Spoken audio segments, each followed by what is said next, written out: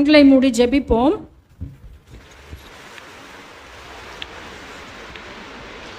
எங்களை அதிகமாக நேசிக்கிற எங்கள் நல்ல ஆண்டவரே, இந்த கால வேளைக்காக நன்றி செலுத்துகிறோம். இந்த ஓய்வு நாளிலே உம்முடைய வார்த்தையை கேட்கும்படியாய், உம்மை ஆராதிக்கும்படியாய் வந்திருக்கிறோம். கர்த்தர் அடியார்களோடு கூட இடைப்பட வேண்டுமாக ஜெபிக்கிறோம். உம்முடைய நாமத்தை கர்த்தாவே எங்கள் மத்தியிலே நீர் கர்த்தாவே பிரசித்த பண்ண வேண்டுமாய் ஆண்டவரே, உம்முடைய நாமத்தை நீர் மகிமைப்படுத்திக் கொள்ள வேண்டுமாக நாங்கள் ஜெபிக்கிறோம் ஐயா. ஆம் தகப்பனே, எங்கள் இருதயத்தின் தியானம், எங்கள் வாயின் வார்த்தைகள் உம்முடைய சமூகத்திலே பிரீதியாக இருக்கட்டும். உம்முடைய வார்த்தை எங்கள் விசுவாசத்தை வர்த்திக்க பண்ணட்டும். ஆண்டவரே, எங்கள் எல்லாரையும் துதிக்கும்படியாக ஆண்டவரே உம்முடைய வார்த்தை எங்களை ஏவட்டும் சுவாமி. எங்கள் இருதயங்களை கொழுந்து விட்டு எரிய பண்ண வேண்டுமாக ஜெபிக்கிறோம். அடியானை மறைத்து தேவ ஆவியானவர் வெளிப்படும்படியாக ஜெபிக்கிறோம். உம்முடைய வார்த்தை ஆண்டவரே கிலியாத்துடைய பிசினி தைலம் ஆண்டவரே, அதை கர்த்தாவே எங்களுக்கு கர்த்தாவே பிசினி தைலமாய் இந்த காலை வேளையில் வெளிப்படட்டும். ஆண்டவராகிய இயேசு கிறிஸ்துவின் நாமத்தில் ஜெபிக்கிறோம் நல்ல பிதாவே, ஆமேன். கர்த்தருடைய பரிசுத்த நாமத்திற்கு மகிமையும் ஸ்தோத்திரமும் உண்டாவதாக. இந்த கால வேளையிலே நாம் வாசிக்க கேட்ட வேத பாடம் ரோமர் 3ஆம் அதிகாரம் 20-24 வரை வசனங்கள் மற்றும் ரோமர் 4:2-5. ரோமர் 3:20-24 வரை நான் மறுபடியும் வாசிக்கிறேன். இப்படி இருக்க பாவத்தை அறிகிற அறிவு நியாயப்பிரமாணத்தில் வருகிறபடியால் எந்த மனுஷனும் நியாயப்பிரமாணத்தின் கிரியைகளினாலே தேவனுக்கு முன்பாக நீதிமான் ஆக்கப்படுவதில்லை. இப்படி இருக்க நியாயப்பிரமாணம் இல்லாமல் தேவ நீதி வெளியாக்கப்பட்டிருக்கிறது. அதை குறித்து நியாயப்பிரமாணமும் தீர்க்க தரிசனங்களும் சாட்சியிடுகிறது. அது இயேசு கிறிஸ்துவை பற்றும் விசுவாசத்தினாலே பலிக்கும் தேவ நீதியே. விசுவாசிக்கிற எவர்களுக்குள்ளும் எவர்கள் மேலும் அது பலிக்கும் வித்தியாசமே இல்லை. எல்லாரும் பாவம் செய்து தேவ மகிமையற்றவர்களாகி இலவசமாய் அவருடைய கிருபையினாலே கிறிஸ்து இயேசுவில் உள்ள மீட்பை கொண்டு நீதிமான்கள் ஆக்கப்படுகிறார்கள். ஹல்லேலூயா. கிறிஸ்து இயேசுவில் உள்ள மீட்பை கொண்டு நாம் நீதிமான்கள் ஆக்கப்படுகிறோம். ஆமென். அப்படின்னா we are made righteous. நாம் நீதிமான்கள் ஆக்கப்படுகிறோம். அப்போ ஒருவேளை அரிசி இருக்கு, அதை வேக வச்சாதான் அது சாதமாகும். அதே போல இயேசு கிறிஸ்துவில் உள்ள மீட்பை கொண்டு அநீதி உள்ளவர்களாகிய நாம், தேவ மகிமை இல்லாதவர்களாகிய நாம் நீதிமான்கள் ஆக்கப்படுகிறோம். ஹல்லேலூயா. we are being made righteous. தேவன் அவருடைய மீட்பை கொண்டு நம்மை நீதிமான்கள் ஆக்குகிறார். ஹல்லேலூயா. சோறாக்கிட்டியா அப்படின்னு கேட்குறோம். அரிசியை உலையில் போட்டு அது வெந்த பிறகுதான் அது சோறு ஆக்கப்படுகிறது. அதே போல தேவன் அவருடைய மீட்பை கொண்டு இயேசு கிறிஸ்துவின் மேல் நாம் வைக்கிற விசுவாசத்தை கொண்டு நம்மை நீதிமான்கள் ஆக்குகிறார். ஹல்லேலூயா. God is making us righteous. அவர் நம்மை நீதிமான்கள் ஆக்குகிறார். ஹல்லேலூயா. அப்படின்னா முதல்ல நமக்கு என்ன இல்லை? நாம் நீதிமான்கள் இல்லை. ஆகினால தான் ஆண்டவர் தம்முடைய கிருபையினாலே இயேசு கிறிஸ்துவை விசுவாசிக்கிற விசுவாசத்தை கொண்டு அவர் நமக்கு அருளுகிற மீட்பை கொண்டு நம்மை நீதிமான்கள் ஆக்குகிறார். ஹல்லேலூயா. ஆமென். ஆபிரகாம் விசுவாசித்தான், அது அவனுக்கு நீதியாக எண்ணப்பட்டது என்று ரோமர் 4:3 வாசிக்கிறோம். Abraham believed God and it was accounted as righteousness. இங்கிலீஷில் credited as righteousness என்று கூட சில பைபிளில் போட்டிருக்கு. அதாவது நம்முடைய அக்கௌண்ட்டில் யாராவது பணம் போட்டால் உடனே ஒரு எஸ்எம்எஸ் வரும். என்ன வரும்? ஒரு 100 ரூபாய் இப்போ நான் சிவாவுக்கு பணம் அனுப்புகிறேன்னு வைங்க, உடனே எஸ்எம்எஸில் என்ன சொல்லும்? 100 rupees credited into your account. அப்பொழுது இயேசு கிறிஸ்துவை விசுவாசிக்கும் பொழுது ஆபிரகாமுக்கு நடந்த என்ன காரியம்? ஆபிரகாம் தேவனை விசுவாசித்தான், அது அவனுக்கு நீதியாக கிரெடிட் பண்ணப்பட்டதாம். ஹல்லேலூயா. அது அவனுக்கு நீதியாக அக்கௌண்ட்டில் வைக்கப்பட்டதாம். ஹல்லேலூயா.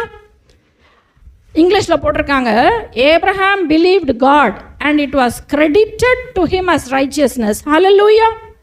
அப்போ இயேசு கிறிஸ்துவை நாம் விசுவாசிக்கும் பொழுது அது நம்முடைய அக்கௌண்ட்டில் நீதியாக எண்ணப்படுகிறது. ஹல்லேலூயா. பேங்க் அக்கௌண்ட்டில் இல்லை, நம்முடைய ஆவிக்குரிய வாழ்க்கையில், நம்முடைய பரலோகத்தின் வீட்டிலே நாம் தேவனை விசுவாசிப்பது நமக்கு நீதியாக எண்ணப்படுகிறது. ஹல்லேலூயா. நிறைய வேளையில் நம்ம என்ன செய்கிறோம், நான் ஆண்டவரை விசுவாசிக்கிறேன், என் கடனெல்லாம் அடைச்சிடுவார், நான் ஆண்டவரை நம்புகிறேன், என் பிரச்சனை எல்லாம் தீர்த்துடுவார். அதெல்லாம் உண்மைதான். ஆனால் அப்படிப்பட்ட விசுவாசத்தை குறித்து நமக்கு அக்கௌண்ட்டில் நீதிமான் ஆக்கப்படுகிறதாகவோ அல்லது கிரெடிட் பண்ணப்படுகிறதாகவோ அல்லது அக்கௌண்ட்டில் போடப்படுகிற நீதியாகவோ சொல்லப்படவில்லை. சுகமாக்கி விடுவார், அது ஒரு விசுவாசம். நல்ல ஞானத்தை கொடுப்பார், அது ஒரு நல்ல விசுவாசம். தேவன் என்னை ஆசீர்வதிப்பார், அது ஒரு விசுவாசம். ஆனால் அதெல்லாம் நம்ம அக்கௌண்ட்டில் இல்லை, அதெல்லாம் கிரெடிட் இல்லை. எது தெரியுமா கிரெடிட்டு? தேவன், ஆபிரகாம் தேவனை விசுவாசித்தான், அது அவனுக்கு நீதியாக எண்ணப்பட்டது என்று சொல்லுகிறது. ஆபிரகாம் எப்படி தேவனை விசுவாசித்தான், அதை எதை தேவன் நீதியாக சொல்லுகிறார் என்று சொல்லி நம்ம பார்க்கலாம். நிறைய வேளை நாம் விசுவாசிக்கிறேன், என் வீடு கட்டப்பட்டு முடியும், அதெல்லாம் உண்மைதான். ஆனால் அதெல்லாம் உலக பிரகாரமான விசுவாசத்தின் காரியங்கள். ஆனால் ஆபிரகாமுடைய விசுவாசம் எப்படி இருந்ததுன்னா, 4ஆம் அதிகாரம் ரோமர் 4ஆம் அதிகாரத்தில் 3வது வசனம் வேத வாக்கியம் என்ன சொல்லுகிறது? ஆபிரகாம் தேவனை விசுவாசான், அது அவனுக்கு நீதியாக எண்ணப்பட்டது என்று சொல்லுகிறது. 4வது வசனம், கிரியை செய்கிறவனுக்கு வருகிற கூலி கிருபை என்று எண்ணப்படாமல் கடன் என்று எண்ணப்படும். கிரியை அப்படின்னு சொன்னால் ஒரு வேலை. இப்போ பிரபாகர் இதெல்லாம் என்ன செய்திருக்கார், பெயிண்ட் அடித்திருக்கிறார். அப்போ அவருக்கு நம்ம வேலை செஞ்சதுனால, கிரியை என்று சொன்னால் வேலை, வேலை செய்கிறவனுக்கு வருகிற கூலி. இப்போ பாஸ்டர் அவருக்கு கூலி கட்டாயம் கொடுக்கணும். அதை யாராவது கிருபியாக அவருக்கு கொடுத்தாருன்னு சொல்லுவோமா? சொல்ல மாட்டோம். அது கடன் என்னப்படும், கட்டாயம் பாஸ்டர் என்ன செய்யணும், பெயிண்ட் அடித்து வேலை செய்தவங்களுக்கு கூலி கொடுக்க வேண்டும். அதை அவர் தானமாக கொடுக்குறாரு, இல்லை கிருபியாக கொடுக்குறாரு, இல்லை. அப்படி கொடுக்காட்டி அது என்னவா, கடன். ஆனால் ஒருவன் கிரியை செய்யாமல் பாவியை நீதிமான் ஆக்கிறவிடத்தில் விசுவாசம் வைக்கிறவனாய் இருந்தால் அவனுடைய விசுவாசமே அவனுக்கு நீதியாக எண்ணப்படும். ஹல்லேலூயா. அதற்கு என்ன பொருள்? You don't have to earn your righteousness. உன்னுடைய நீதியை நீ சம்பாதிக்க வேண்டியதில்லை. பெயிண்ட் அடித்தால் கூலி உண்டு, வேலை செய்தால் கூலி உண்டு.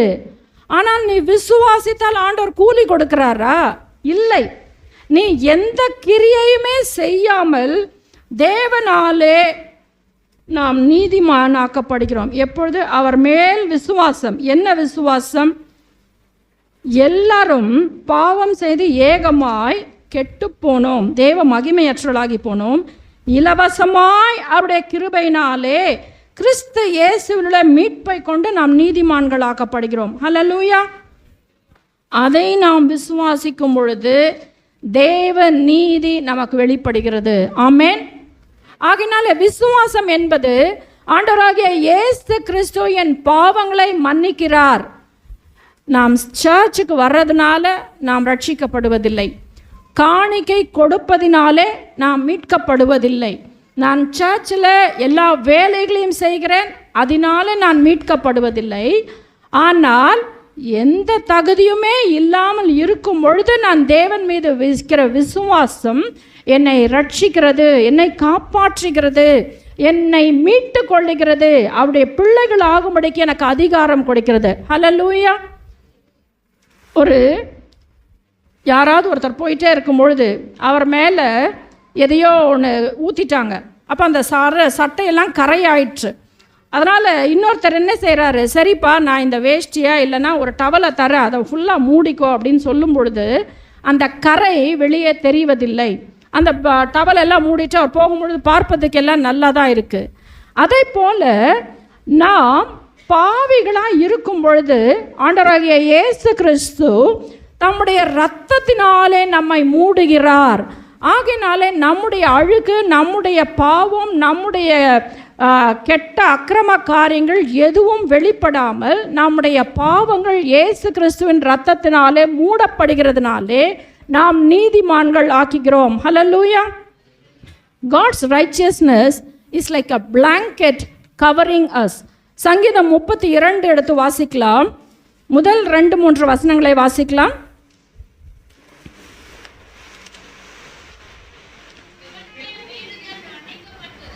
எவருடைய மீறுதல்கள் அப்படின்னா மீறி செய்கிற ஒரு காரியம், திருடக்கூடாது, அது பிரமாணம், அது கட்டளை.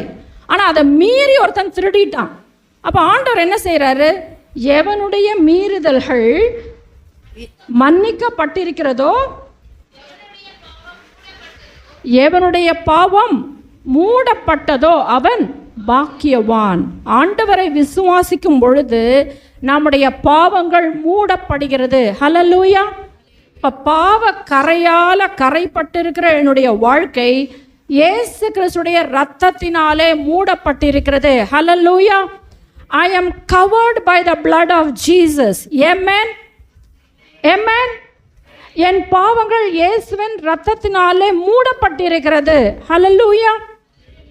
அதுக்கு பேர் என்னன்னு சொன்னால் இம்ப்யூட்டட் ரைச்சியஸ்னஸ். அதாவது என்னுடைய அக்கௌண்ட்டில் அவருடைய இரத்தம் போடப்பட்டிருக்கிறது. ஹல்லேலூயா. என்னுடைய பாவத்திற்காக இயேசு கிறிஸ்துடைய இரத்தம் என்னுடைய ஆவிக்குரிய வாழ்க்கையின் அக்கௌண்ட்டில் போடப்பட்டிருக்கிறது. ஹல்லேலூயா. இம்ப்யூட்டட் ரைச்சியஸ்னஸ் என்று சொன்னால் என் கணக்கிலே வைத்துக்கொள்ளும். Hallelujah. Charge it to my account. இப்போ ஒருவேளை நான் பிளஸ்ஸிக்கு ஏதாவது வாங்கி தரேன்னு வைங்க, கடைக்கு போய் கூப்பிட்டுட்டு பிளஸ்ஸி பணம் எடுக்குது கொடுக்கறதுக்கு, நான் இப்போ கடைக்கார சொல்லல நான் உங்களுக்கு ஜிபே பண்ணுறேன்னு சொன்னால் என் அக்கௌண்ட்லேருந்து பணம் செலுத்துகிறேன். இயேசு கிறிஸ்து நம்முடைய பாவங்களை எல்லாம் என் கணக்கில் வைத்து கொள்ளும் என்று சொல்லியிருக்கிறார். ஹல்லேலூயா. இயேசு கிறிஸ்துடைய கணக்கிலே நம்முடைய பாவங்கள் வைக்கப்பட்டிருக்கிறது. ஹல்லேலூயா. ஆகையினால் அவர் சிலுவையிலே மரித்தார், இரத்தத்தை சிந்தினார். 2 கொரிந்தியர் 5:21 ஒருத்தர் எடுத்து வாசிக்கலாம். 2 கொரிந்தியர் 5:21 நாம் அவருக்குள் தேவனுடைய நீதி ஆகும்படிக்கு பாவம் அறியாத அவரை நமக்காக பாவமாக்கினார். ஹல்லேலூயா. சத்தமா ஹல்லேலூயா. நாம் அவருக்குள் தேவனுடைய நீதி ஆகும்படிக்கு பாவம் அறியாத அவரை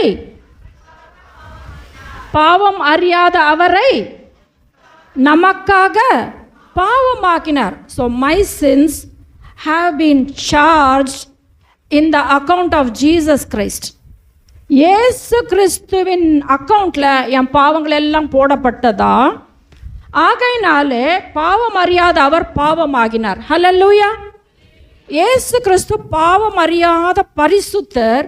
ஆனால் என்னுடைய பாவங்கள் எல்லாம் அவருடைய அக்கௌண்ட்டில் போடப்பட்டபடினாலே பிதாவாகிய தேவன் இயேசு கிறிஸ்துவை எனக்காக பாவமாக்கினார். ஆகையினாலே எனக்கு என்ன நடந்திருக்கு, நான் அதை விசுவாசிக்கும் பொழுது அவருடைய நீதி, நாம் அவருக்குள் தேவனுடைய நீதி ஆகும்படிக்கு தேவன் நமக்கு உதவி செய்திருக்கிறார். ஹல்லேலூயா. இயேசு கிறிஸ்து எனக்காக பாவமானார். Jesus became sin for me, but I became righteousness for Christ. பிதாவாகிய தேவனுக்கு நான் நீதியாக மாறிவிட்டேன். ஏன்னு சொன்னால் இயேசு கிறிஸ்துடைய நீதி என்னுடைய அக்கௌண்ட்டில் போடப்பட்டிருக்கிறது, என் மேல் போடப்பட்டிருக்கிறது. ஆமென். ஆகையினாலே நாம் அவருக்குள் நீதிமான்கள் ஆக்கும்படிக்கு தேவனை விசுவாசிக்க வேண்டும். ஹல்லேலூயா. இது விசுவாசத்தில் ஒரு லெவல், வேற லெவல் அப்படின்னு நம்ம சொல்லுவோம் இல்லையா, அது போல் அல்ல. இது விசுவாசத்தின் படிகள். எனக்கு இன்னைக்கு சாப்பாடு கிடச்சிடும், அது ஒரு விசுவாசப்படி. எனக்கு எப்போவுமே சாப்பாட்டுக்கு குறைச்சல் இருக்காது, அது ஒரு விசுவாசத்தின் படி. சாப்பாடே இல்லாட்டியும் பரவாயில்ல, நான் இயேசுவை நேசிப்பேன், அது மிகப்பெரிய படி. ஹல்லேலூயா. விசுவாச அளவுகோல்கள்.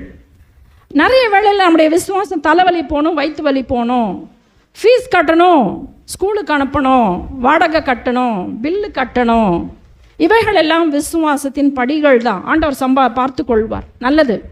ஆனால் எதுவுமே இல்லாமலும் நான் இயேசுவை விசுவாசிப்பேன். தேவ பிள்ளைகள் அதற்காக அழைக்கப்படுகிறோம். ஹல்லேலூயா.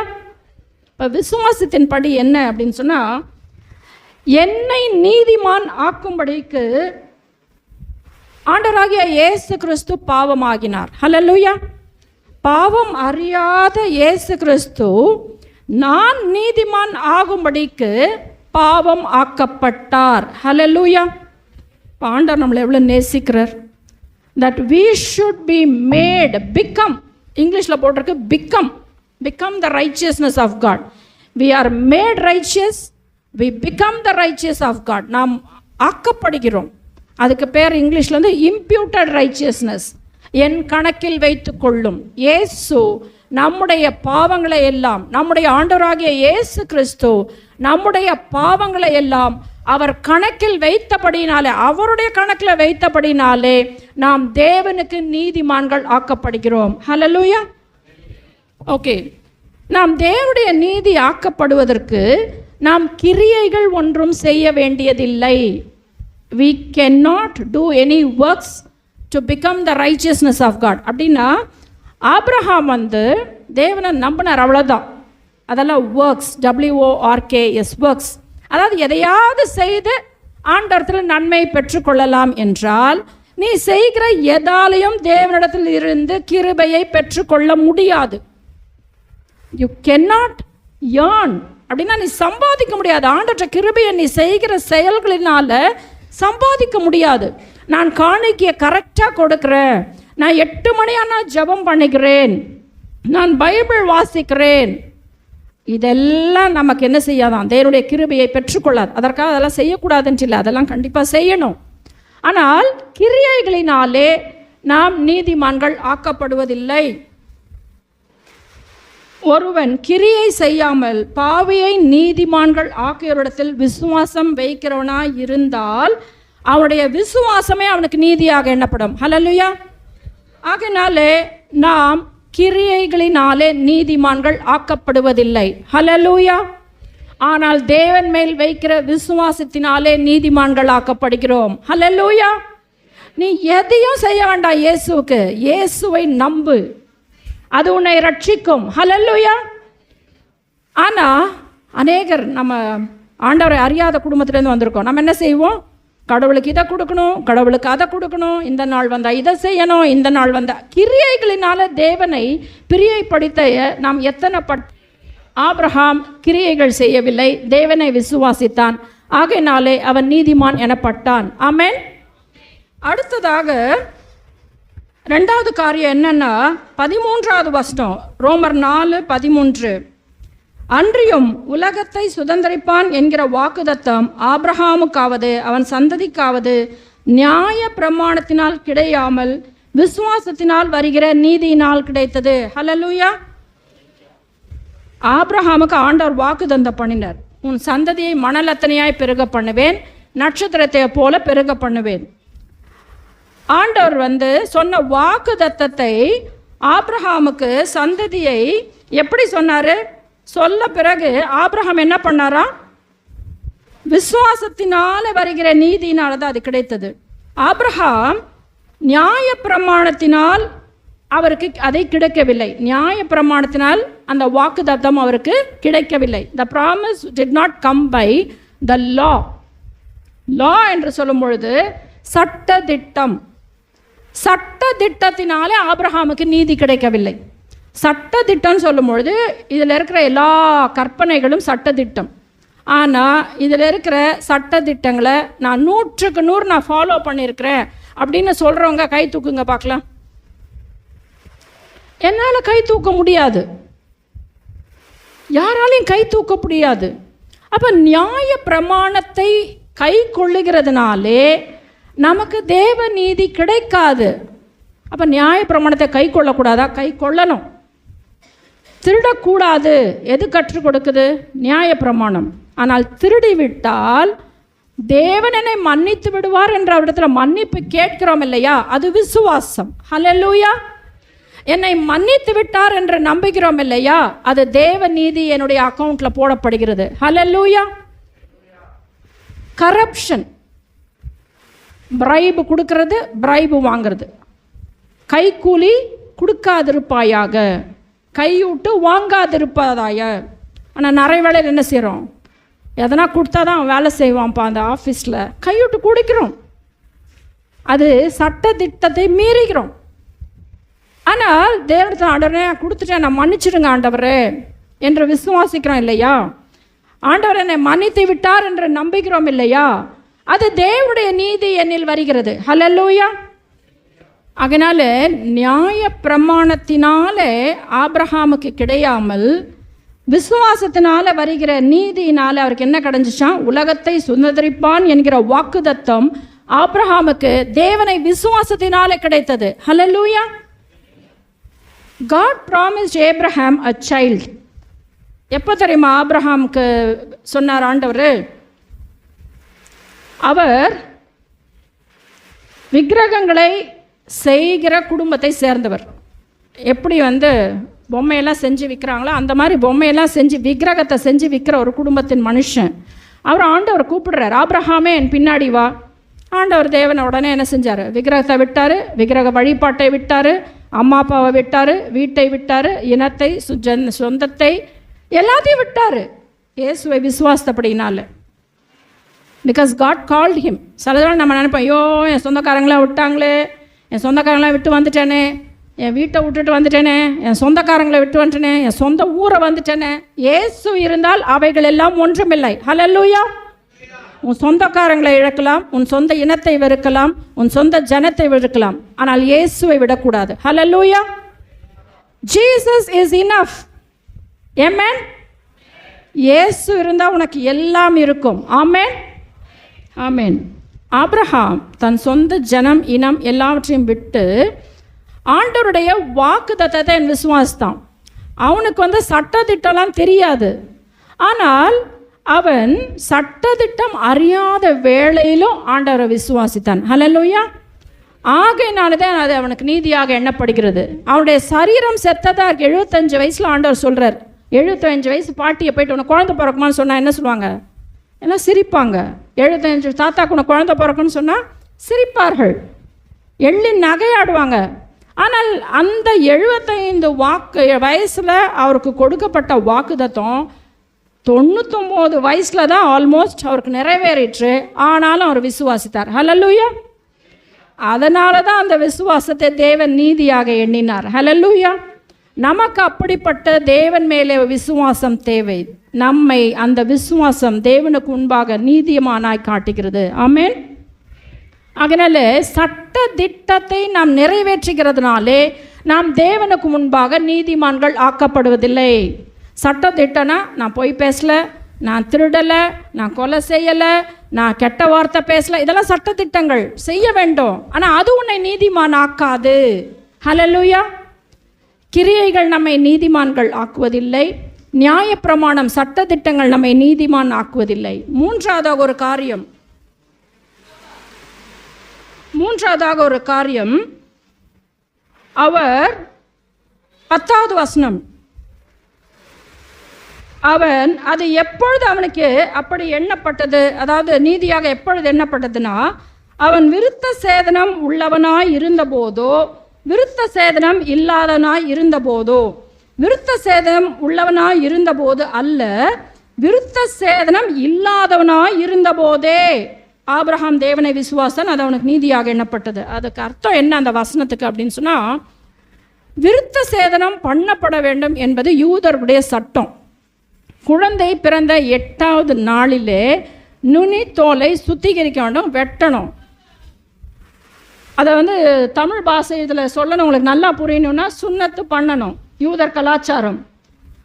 ஆனால் ஆபிரகாம் அவர் யூதர் கிடையாது, அந்த குலத்தில் அவர் இறக்கலை, அதனால் அவருக்கு விருத்த சேதனம் பண்ணப்படவில்லை.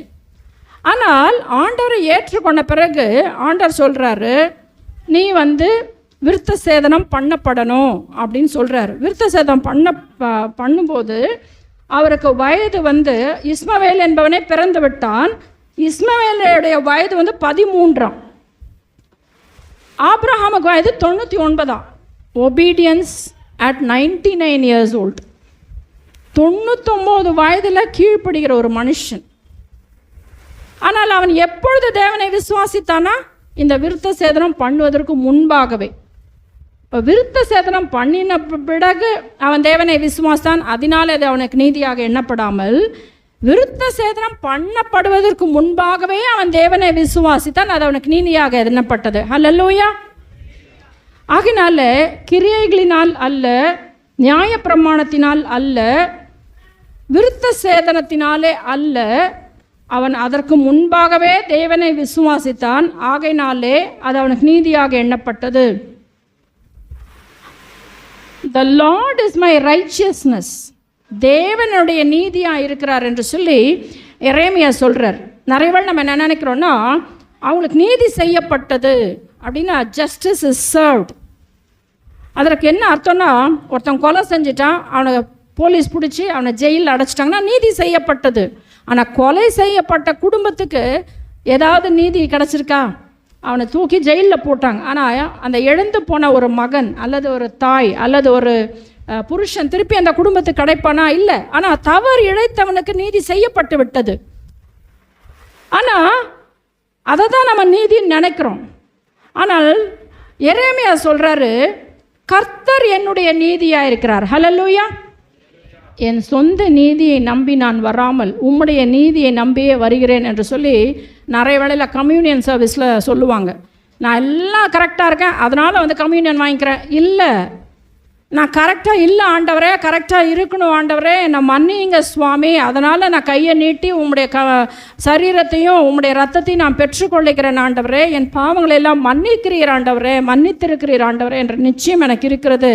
ஆகையினால உம்முடைய கர்த்தாவே அந்த சரீரத்தை உம்முடைய அந்த ரத்தத்தை நீர் வருமளவும் நான் நினைவு கூறுவேன். ஹல்லேலூயா. அது விசுவாசம், அது நமக்கு நீதியாக எண்ணப்படும். எரேமியா சொல்லுகிறார் 23 ஜெரமையா 23:6 33:16 வாசிக்கலாம். அந்நாட்களில் யூதா ரட்சிக்கப்பட்டு ஆமென் எருசலேம் சுகமாய் தங்கும். ஆமென். அவர் எங்கள் நீதியாய் இருக்கிற கர்த்தர் என்பது அவருடைய நாமம். அவர் என்னுடைய நீதியாய் இருக்கிறார் என்பது என்னுடைய கர்த்தருடைய நாமம். ஹல்லேலூயா. யார் என்னுடைய நீதி? என் கர்த்தர். ஹல்லேலூயா. என்னுடைய நீதியாய் இருக்கிறவர் அவர். அவருக்கு இடும் நாமம் நமது நீதியாய் இருக்கிற கர்த்தர். He is my righteousness. நம்ம நினைக்கலாம் நான் ரொம்ப ரைட்டு, அதனால் நான் எல்லாம் செய்கிறேன். இல்லை, நான் யார் மூலமாக ரைச்சியஸ்? ஏசு கிறிஸ்துவின் மூலமாக. ஹல்லேலூயா. ஆமென். சங்கீதம் 23:3 வாசிக்கலாம். நம்மை நீதிமான்கள் ஆக்குகிற இந்த தேவன் அவர் என்ன செய்கிறார் பாருங்க. 23 சங்கீதம் 3ஆம் வசனம். அவர் என் ஆத்துமாவை தேற்றி தம்முடைய நாமத்தின் நிமித்தம் என்னை நீதியின் பாதைகளில் நடத்துகிறார். ஹல்லேலூயா. அவர் என் ஆத்துமாவை தேற்றி தம்முடைய நாமத்தின் நிமித்தம் என்னை எந்த பாதைகளில் நடத்துகிறாரா? நீதியின் பாதைகளில் நடத்துகிறார். என்னை நீதிமான் ஆக்குகிறார், என்னை நீதியின் பாதைகளில் நடத்துகிறார். என் ஆடுகள் என் சத்தத்தை கேட்கும், நான் அவைகளை அறிந்திருக்கிறேன். நீ அவருடைய ஆட்டுக்குட்டியாக இருந்தால் அவருடைய சத்தம் கேட்கும், அப்பொழுது அவருடைய நீதியின் பாதையிலே நடக்க முடியும். ஹல்லேலூயா. ஆனால் நாம் அவருடைய ஆட்டுக்குட்டியாக இருக்க வேண்டும், அவருடைய சத்தத்தை கேட்கிற ஆட்டுக்குட்டியாக இருக்கிறோம். My sheep knows my voice and I know them by name. பேர் சொல்லி அவருக்கு நம்மளை தெரியுமா? நட்சத்திரங்களை உண்டாக்கியிருக்கிற தேவன், நட்சத்திரங்களை இலக்கணங்களை அறிந்திருக்கிற தேவன், நட்சத்திரங்களை பெயர் சொல்லி அழைக்கிற தேவன். எத்தனை ஆயிரக்கணக்கான லட்சக்கணக்கான நட்சத்திரங்கள், ஒவ்வொன்றுத்துக்கும் ஒரு பேர் தெரியுமா? நாம் எம்மாத்திரம். நம்மையும் ஒரு பெயர் சொல்லி அழைக்கிறார். அவருடைய ஆடுகளாய் நாம் இருக்கும் பொழுது அவர் என்ன செய்கிறாரா? அவர் தம்முடைய நீதியின் பாதைகளில் என்னை நடத்துகிறார். He leads me in the paths of righteousness. Hallelujah. ஆமென். எதற்காக? அவருடைய நாமத்தின் நிமித்தம். அவருடைய நாமம் கர்த்தர் என்னுடைய நீதியானவர். ஆகையினால் அவருடைய நாமத்தின் நிமித்தம் என்னை நீதியின் பாதைகளில் நடத்துகிறார். அதோடு கூட ரோமர் 5:19 வாசிக்கலாம். ரோமர் 5:19.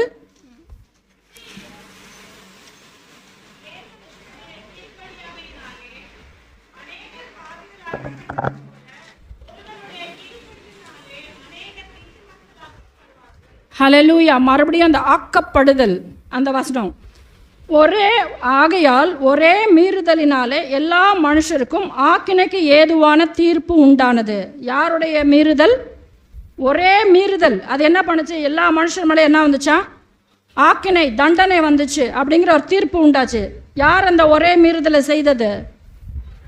ஆதாம் ஏவாள். அந்த ஒரு மனுஷி செய்த அந்த மீறுதல், ஒரு மனுஷன் செய்த மீறுதல் என்ன பண்ணிச்சான்? எல்லா மனுஷருக்கும் பாவிகள்னு ஒரு தீர்ப்பை கொண்டு வந்தது. அதே மாதிரி ஒரே நீதியினாலே எல்லா மனுஷருக்கும் ஜீவனை அளிக்கும் நீதிக்கு ஏதுவான தீர்ப்பு உண்டாயிற்று. அந்த ஒரே நீதி யார்? ஆண்டவராகிய இயேசு கிறிஸ்து. ஹல்லேலூயா. அவரால் எல்லா மனுஷருக்கும் ஜீவனை அளிக்கும் நீதி என்கிற தீர்ப்பு நம்மேல் உண்டாயிற்று. ஆகையினாலே நாம் நீதிமான்கள் ஆக்கப்படுகிறோம். எப்படி பாவிகள் ஆக்கப்பட்டோமோ அதே போல் இயேசு கிறிஸ்துவினாலே நாம் நீதிமான்கள் ஆக்கப்படுகிறோம். ஆமென். அடுத்ததாக 2 தீமோத்தேயு 2:22. தீமோத்தி இப்படியா சொல்றாரு? தீமோத்தேயு 2 தீமோத்தேயு 2:22.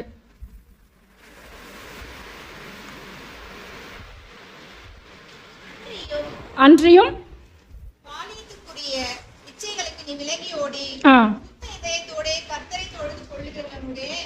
நீதியையும் விசுவாசத்தையும் அன்பையும் சமாதானத்தையும் அடையும்படி நாடு. Pursue righteousness. நீதியையும் விசுவாசையும் அன்பையும் சமாதானம் அடையும்படி நாடு. இங்கிலீஷில் வந்து பர்சியூ ரைச்சியஸ்னஸ் போட்டிருக்கு. அப்படின்னா என்னென்னா, ஒரு ஏதாவது காணாமல் போட்டுட்டோன்னு வைங்க, அதை கண்டுபிடி வரைக்கும் தொடர்ந்து போராடி நம்ம என்ன செய்கிறோம்? கண்டுபிடிச்சிடுறோன்னு வைங்க. அப்படின்னா என்ன? தொடர்ந்து நம்ம நாடுறோம், எப்படியாவது அதை கண்டுபிடிச்சிடுறோன்னு.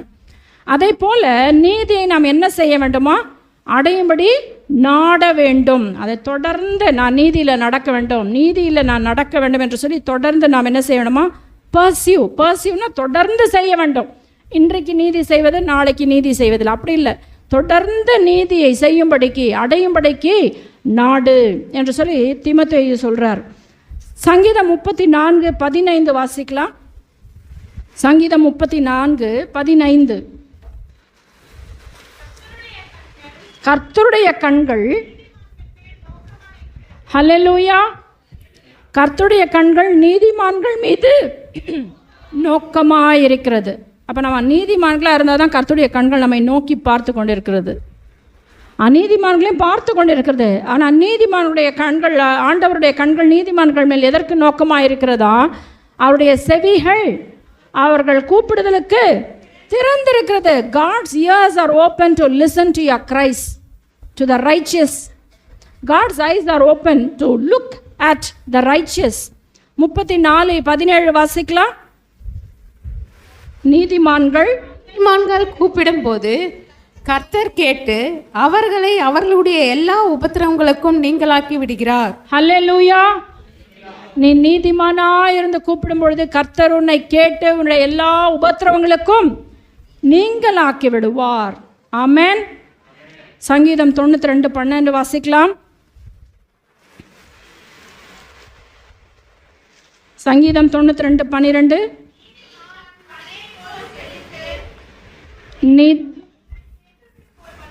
ஆமென். நீதிமான் பனையை போல் செழித்து லிபோனனில் உள்ள கேதுருவை போல் வளருவான். அப்போ நம்ம நீதிமானாக இருந்தால் தேவன் நமக்கு என்ன செய்வாரா? செழிப்பை கட்டளையிடுவார். Not just material blessings. WHO, அதாவது வேர்ல்டு ஹெல்த் ஆர்கனைசேஷன், அவங்க ஒரு டெஃபினேஷன் கொடுத்துருக்குறாங்க ஹெல்த்துக்கு. நல்லா இருக்கீங்களா? நல்லா இருக்கிறேன். ஆனால் ஹெல்த்னா என்ன தெரியுமா? Absence of disease and a sense of wellbeing. அதாவது வியாதியே இல்லாமல் இருக்கும், ஆனால் கூட மன உளைச்சல் இருந்துச்சுன்னா நான் எப்படி பார்க்க? வியாதிலாம் ஒன்றும் இல்லை, ஆனால் கூட நான் நல்லா இல்லை. அப்போ அது வந்து ஹெல்த்து கிடையாது, அது வந்து சுகம் கிடையாது. ஆனால் ஹெல்த் என்று சொன்னால் அவங்க என்ன சொல்கிறாங்கன்னா, absence of sickness and a sense of wellbeing. நான் நன்றாக இருக்கிறேன் என்ற ஒரு மன நிம்மதியும் சேர்த்து தான் ஹெல்த்து. அதே போல் நீதிமான் பனையை போல செழித்து என்று சொல்லும் பொழுது நான் நன்றாக இருக்கிறேன், சுகமாக இருக்கிறேன், கர்த்தரனை பார்த்து கொள்வார் என்ற மன ரம்யமும் செழிப்பு தான். அல்லேலூயா. நிறைய வேளையில் செழிப்புன்னு நம்ம என்ன எதோட அசோசியேட் பண்ணுறோம்? பணத்தோடு அசோசியேட் பண்ணுறோம். மெட்டீரியல் பிளெஸ்ஸிங்ஸோடு அசோசியேட் பண்ணுறோம். அவைகளெல்லாம் தேவைதான். ஆனால் அது மட்டும் செழிப்பில்லை. கர்த்தரோடு நடக்கிற ஒரு வாழ்க்கை செழிப்பின் வாழ்க்கை. ஹல்லேலூயா. நீதிமான் பனையை போல் செழித்த. பனை மரத்துக்கு தண்ணி யாராவது ஊற்றிட்டே இருக்காங்களா நல்லா வளரணும்னு? எங்கே வளரும்? கட்டாந்தரை வெட்டாந்தரையிலலாம் பனை மரம் தான் இருக்குது. மொட்டை வெயில் அடிக்கிற இடத்துல தான் பனை மரம் நுங்கா காய்ச்சி தொங்குது. அதுக்கு யாரும் தண்ணிலாம் ஊற்றலை, அதை யாரும் விசாரிக்கல. ஆனால் சம்மரில் மட்டும் போய் நுங்கு அறுவடை பண்ணுறாங்க, பனையை போய் அறுவடை பண்ணுறாங்க. அப்போ பனையை போல செழிப்பான் என்றால் சூழ்நிலைகள் சாதகமாகவும் பாதகமாகவும் இருந்தாலும் கூட நீதிமான் செழிப்பான். ஹல்லேலூயா. கர்த்தருடைய வார்த்தை. ஆகையினாலே நாம் விசுவாசத்தை கொண்டு நீதிமான்கள் ஆக்கப்படுகிறோம். சட்டதிட்டங்களினால் அல்ல, கிரியைகளினால் அல்ல, நியாய பிரமாணங்களினால் அல்ல. இயேசு கிறிஸ்துவின் மேல் வைக்கிற விசுவாசத்தினால் நாம் நீதிமான்கள் ஆக்கப்படுகிறோம். அப்படி நீதிமான்கள் ஆக்கப்பட்ட நமக்கு ஆண்டவருடைய தேவ நீதி நம்மில் இருக்கிறது. நம்முடைய பாவம் has been charged into the account of Jesus Christ. இந்த எக்ஸாம்பிளை நீங்கள் நல்லா ஞாபகம் வைக்கணும். ஒரு துணியை நான் யாருக்கா வாங்கி கொடுக்க போகிறேன் 2 பேர் கடைக்கு. அப்போ நான் ஜிபே பண்ணிடுறேன், அவங்களுக்கு பதிலாக என் அக்கௌண்ட்லேருந்து பணம் எடுக்கப்படுகிறது. அதை போல் இயேசுடைய நீதி என்னுடைய அக்கௌண்ட்டில் போடப்பட்டிருக்கிறது. ஆனால் என்னுடைய பாவம் அவருடைய அக்கௌண்ட்டில் கணக்கில் இருக்கிறது. ஆகையினால் நாம் நீதிமான்கள் ஆக்கப்பட்டிருக்கிறோம். அதற்கு பேர் நீதிமான்கள் ஆக்கப்படுகிறது. இம்ப்யூட்டட் ரைச்சியஸ்னஸ், என் கணக்கில் வைத்து கொள்ளும். ஆண்டவராகிய இயேசு நம்ம பிதா இடத்துல சொல்கிறாராம், இவங்களுடைய எல்லாருடைய பாவங்களையும் என் கணக்கில் வைத்து கொள்ளும். அவர் அப்படி சொன்னதுனால நம்முடைய கணக்கில் அவருடைய நீதி வந்திருக்கிறபடினாலே நாம் விசுவாசத்தினாலே நாம் தேவனுடைய நீதிமான்கள் ஆக்கப்பட்டிருக்கிறோம். ஆமென். கர்த்தர் அப்படிப்பட்ட விசுவாசத்தை தந்து நம்மை ஆசீர்வதிப்பாராக. ஆமென். எத்தனை பேர் விசுவாசிக்கிறீங்க? ஹல்லேலூயா. ஆண்டவர் நம்மை நீதிமானாக்கியிருக்கின்றார். நீதியின் பாதைகளில் நம்மை நடத்துகிறார். சேமத்தையும் செழிப்பையும் நம்ம கட்டளிட்டுக்கின்றார். நம்முடைய அக்கௌண்ட்டில் அவருடைய நீதி கிரெடிட் ஆகிருக்கு. ஹல்லேலூயா. அப்படின்னா நான் என்ன பண்ண வேண்டாம்? காசு கட்ட வேண்டாம். நமக்காக ஆண்டவர் வேதம் சொல்கிறது அவருடைய ரத்தம், இயேசு கிறிஸ்துவின் ரத்தம் விலைக்கிரயம். பக்கத்தில் பார்த்து சொல்லுங்கள், இயேசு கிறிஸ்துவின் ரத்தம் தான் விலையேற பெற்ற ரத்தம், விலையே இல்லாத ஒரு ரத்தம் நமக்காக கர்த்தர் கொடுத்து நம்ம மீட்டெடுத்திருக்கிறார். பாவத்திலேருந்து, சாபத்திலேருந்து, வியாதிலேருந்து, விக்கிரக வழிபாடுலேருந்து, வேதனைந்து ஆண்டவர் நம்ம மீட்டெடுத்திருக்கிறார். அவர் கொடுத்த ரத்தத்துக்கு அளவே கிடையாது, மதிப்பே கிடையாது. ஹல்லேலூயா. விலையேற பெற்ற ரத்தத்தை நமக்காக சிந்து ஆண்டவர் மீட்டெடுத்தார். ஆபிரகாம் ஒரு அழகை பார்த்துங்க. அந்த 2-3 ஃபோட்டோ பிக்சர்ஸ் பாருங்கம்மா. ஐ டோல்ட் பாருங்கள், ஆபிரகாம் விசுவாசித்தான். ஏன் ஆபிரகாம் தேவனுடைய நண்பனாக தோழனாக வாழ்ந்தார்? நம்ம எல்லாம் நிறைய பேர் நம்ம குடும்பங்கள் எல்லாம் ஒரு காலத்தில் இயேசுவை அறியாத குடும்பத்தில் பிறந்தவர்கள், பல்வேறு விதமான வழிபாட்டு முறைகளை கையாண்டவர்கள், பரிகாரங்களை மேற்கொண்டவர்கள், பல கோவில்கள் புண்ணிய ஸ்தலங்களுக்கு சென்றவர்கள். தானம், தர்மம், புண்ணியம், கர்மம் இவளெல்லாம் ரட்சிக்கவில்லை. இயேசு நம்மை ரட்சித்தார். அல்லேலூயா. ஆண்டவராகிய இயேசு கிறிஸ்துவின் ரத்தம் நம்மை புனிதமாக்குறது மட்டுமல்ல, நம்முடைய பாவ தோஷங்கள்லேருந்து நம்மை விடுதலையாக்குறது. இதற்காகத்தான் நம்ம இயேசுவை ஏற்றுக்கிட்டு வந்திருக்கிறோம். நம்ம ஏன் இயேசு ஏற்றுக்கிட்டு வந்திருக்கிறோம்? மறுபடியும் பழைய பாவத்துக்கு திரும்பி போகிறதுக்கு இல்லை, நாம் அவரை தேடி வந்திருக்கின்றோம். அல்லேலூயா. என்னை தேடி இயேசு வந்தார், உன்னை தேடி இயேசு வந்தார், நம்மை தேடி இயேசு வந்தார். ஆண்டுடைய நாமத்துக்கு மகிமை. எனக்காகவே யாவையும் செய்து முடித்தே, நன்றி நன்றி ஐயா. என் பாவங்கள் யாவையும் சுமந்து கொண்டீரே, நன்றி நன்றி ஐயா. நன்றி ஐயா, நன்றி ஐயா, நன்றி ஐயா, நன்றி ஐயா, நன்றி ஐயா, நன்றி ஐயா, நன்றி ஐயா, நன்றி ஐயா. எனக்காகவே யாவையும் செய்து முடித்தே. நன்றி நன்றி ஐயா. ஆபிரகாமை அழைத்தீரே, ஆசீர்வாதம் கொடுத்தீரே, அது போல என்னையும் ஆசீர்வதியும். ஆபிரகாமை அழைத்தீரே, ஆசீர்வாதம் கொடுத்தீரே, அது போல என்னையும் ஆசீர்வதியும். நினைப்பதற்கும் ஜெபிப்பதற்கும், நினைப்பதற்கும் ஜெபிப்பதற்கும் அதிகமாக தருபவரே, அதிகமாக தருபவரே. எனக்காகவே யாவையும் செய்து முடித்தே. நன்றி நன்றி ஐயா. என் பாவங்கள் யாவையும் சுமந்து கொண்டீரே. நன்றி நன்றி ஐயா. நன்றி ஐயா, நன்றி ஐயா, நன்றி ஐயா, நன்றி ஐயா, நன்றி ஐயா, நன்றி ஐயா, நன்றி ஐயா, நன்றி ஐயா, நன்றி ஐயா, நன்றி ஐயா. ஆபிரகாமின் விசுவாச பயணம். அன்பான சக விசுவாச மக்களே, ஆண்டவர் நமக்கு பயணத்தை ஏற்படுத்தியிருக்கார். நாம் போக வேண்டிய பயணம் பரம கானான். அதற்கு உனக்கும் எனக்கும் விசுவாசம் தேவை. வழிபாடுகளை மேற்கொண்ட, சிலைகளை வணங்கின, சிலைகளை உருவாக்கின ஆபிரகாம் இயேசுவை, யெகோவா தெய்வத்தை, யெகோவா ஓசேன்னு உருவாக்குற ஆண்டவரை ஏற்றுக்கொண்டார். சாதி, மதம், இனம், கோத்திரம், மொழி, பண்பாடு, கலாச்சாரம் எல்லாவற்றையும் விட்டு அடுத்த படத்தை போடுமா, ஆண்டவர் அவரை காண்பித்த கானான் தேசத்தை நோக்கி பயணிக்கின்றார். ஆபிரகாமின் கதை. வனாந்திர வழியே நடந்து வந்த ஆபிரகாம், அன்பானவர்களே, தன் ஒரே பேரான குமாரனை ஈசாக்கை பலியிடவும் ஆண்டவர் கீழ்ப்படிந்தார். 100 வயசு 90 வயசு கொடுத்த குழந்தையை இறைவன் நரபலி கேட்கிற ஆண்டவரா? இல்லை, விசுவாசத்தான்.